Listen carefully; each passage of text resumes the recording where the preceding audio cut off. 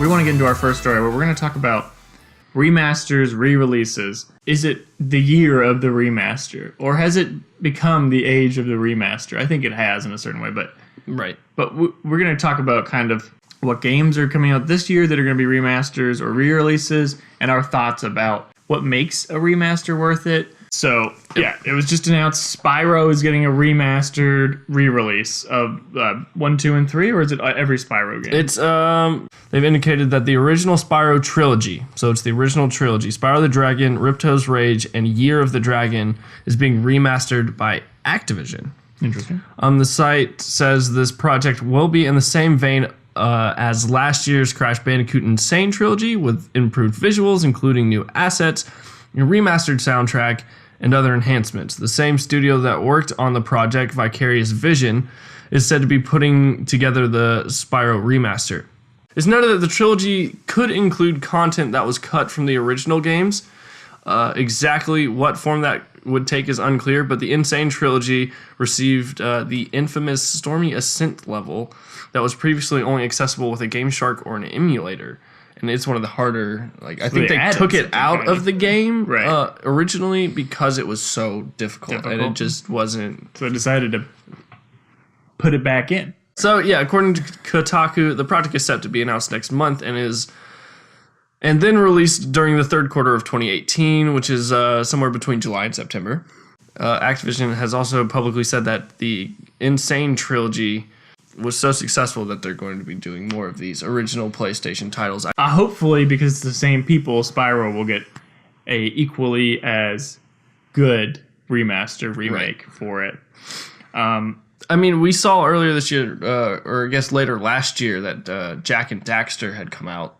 They basically just put in high-res textures and then released the game, and it's full, all three games, and then Jak X Racing. And they all came out in a bundle, or you could buy them individually, but I mean, they did a whole remaster on PS3, so it wasn't as nostalgic to people like Crash Bandicoot. Crash Bandicoot has a huge, nostalgia value to it. Yeah, I think exactly. Spyro also is equally as massive nostalgia, and a ton of people have played both those games, especially on the original PlayStation. There's games that make sense they're getting a remaster, and I'm glad that they're getting a real remaster, and it's not just here's the same clunky controls from PlayStation. Right. They deserve, it's something I've seen playing through Kingdom Hearts 1.5, 2.5, is that the PS1 controls feel different on a PS4 controller. Yeah. I don't really know why it is exactly. I feel like the camera just doesn't feel quite right or something. I really do think that you remember things being better than they actually were. You remember controls being less clunky because you played it as a kid, and that's kind of just how it was back then. But let's talk about some of these other re-releases that are coming out. There's a lot we can get into there's a lot coming out for the Nintendo Switch. So should we hit this first one that's coming out today? Bayonetta 1 and 2. It's not a long-term remaster, but and neither is Hyrule Warriors. I'll go ahead and kind of group these two together because Hyrule Warriors is coming out sometime this spring, the definitive edition. So Bayonetta is going to be coming with 1 and 2, but that's coming out today, February 16th, the Friday of which we're recording the show. So if you're listening to the show, it's already out. Go pick it up. Yep. And then Hyrule Warriors definitive edition. To piggyback on that, Dark Souls, which is also getting a remaster for Switch, is also, again, I don't think it's going to be it's not a brand new game built from the ground up like Spyro and Crash Bandicoot. Basically just rendering it out better. Exactly. And then making it compatible with Switch. Right. It's exciting to see for the Switch. I'm happy that they're getting some of these because I think that their catalog is a little bit, it's definitely not weak. That's not the right word. It's just a little bit, they'll also be getting Mega Man, which will help fill it out too. So there you go. Throwing in some Capcom titles. Yeah. Mega Man Legacy, which isn't that that's a huge a lot of the Mega Man games all grouped up into one. It'll be coming out right before Mega Man 11. Yeah. Comes out, and so that'll be kind of a nice way for people to I think that'll sell well with the anticipation for Mega Man 11. Those people that are excited for Mega Man 11 will pick this up as well and be nice. This is a game for you to get your nostalgia hard on before the new Mega Man 11 comes out. Yeah. the two other pretty big ones coming out this year, games. Shadow of the Colossus. Right. Shadow of the just Colossus came out. It sold better than the original. Right. In its opening week or opening day, its release date, it sold better than the original Shadow of the Colossus did on PlayStation 2. Or apparently there was a remaster on PlayStation 3 that wasn't very good. I mean, it was basically just the same game ported over. Right. And they took the graphics on the PS2 version of Shadow of the Colossus, like with the PlayStation 1 and the PlayStation 2, you had like a limited build area, right? Like it could only render out so far. Right. And the map on Shadow of the Colossus was so big for its time that you couldn't see everything. So there was always this like fog like in the distance that was like limiting your vision. And so if you don't increase the game and you don't increase the like rendering area, you're still gonna have a lot of that limitation. And that's all they did was like, okay, you updated the texture for the PS3 version. Like that's all they did was make it so that it would play at 1080p and the textures were high resolution. And you were still limited by a lot of those things. So right. The new version obviously is built from the ground up to run in beautiful 4K. It's designed to be able to run in 4K, so it can run on the PlayStation 4 Pro. I mean, this is one of the ones which I think we'll talk about it after, whether it's worth it or not. I would say it is. This is a worth it. Yeah. Because the first time this game released, it was great. Mm-hmm.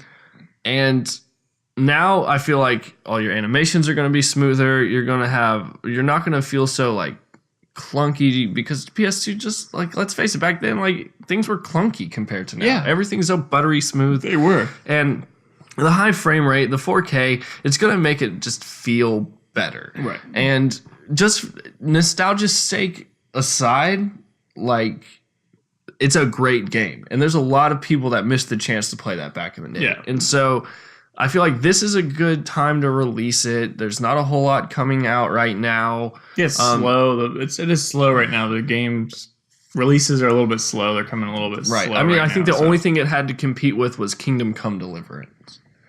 On its release day, yeah. Yeah. But it was still not the same day. And again, this is a PlayStation 4 game. Kingdom Come is also a PlayStation 4 game, but Kingdom Come's on all platforms versus Shadow Colossus, which is a PlayStation 4 exclusive. There is another game that will be coming out remastered on all platforms soon. The beginning of March? Yeah, March 13th. Devil May Cry. That's HD the biggest edition. Thing.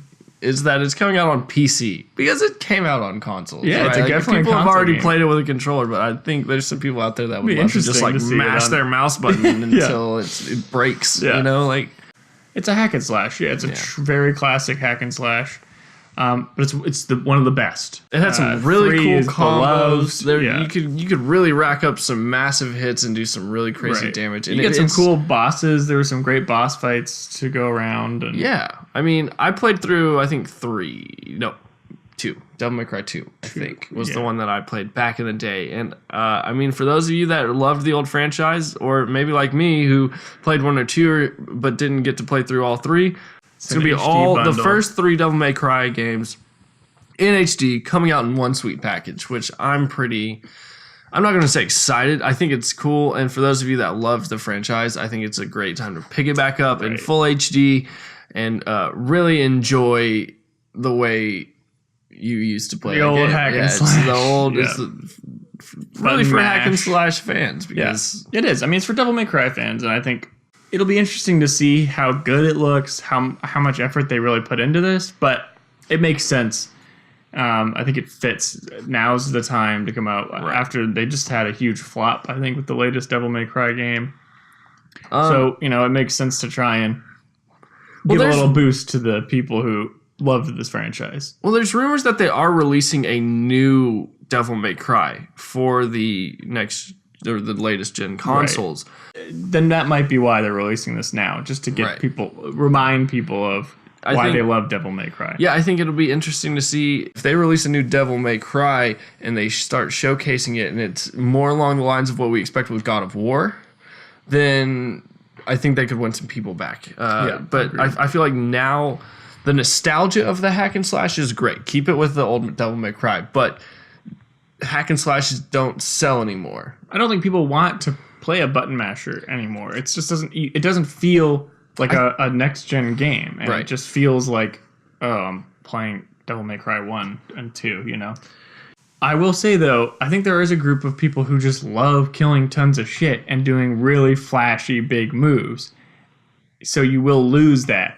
We'll see with Devil May Cry. Are these remasters all worth it in your mind? Do you think that...